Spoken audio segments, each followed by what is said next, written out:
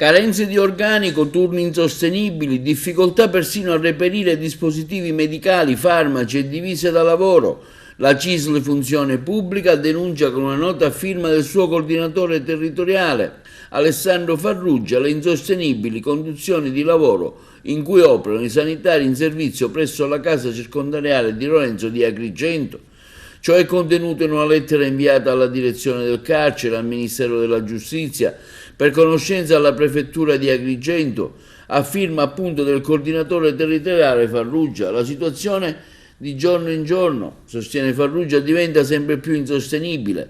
A oggi vi è la disponibilità di un solo infermiere a turno per 295 detenuti a cui deve essere garantita la terapia farmacologica. Solo sporadicamente la seconda unità è garantita con disposizioni di 15 giorni a un personale con orari ridotti e che comunque è esente dalle turnazioni notturne.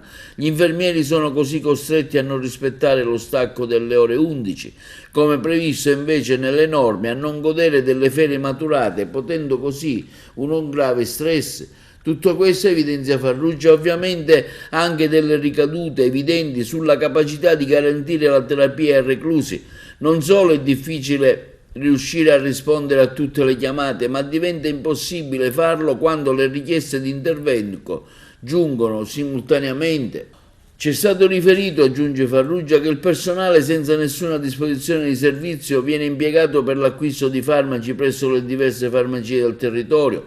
Per tutto quanto elencato, viste le gravi criticità che potrebbero essere oggetto di responsabilità a carico del personale in servizio e a causa di eventi che vorremmo sicuramente scongiurare, chiediamo pertanto un intervento immediato a chi di competenza al fine di garantire in primis il diritto alla salute ai detenuti e nello stesso tempo alle condizioni di lavoro più idonee al personale sanitario.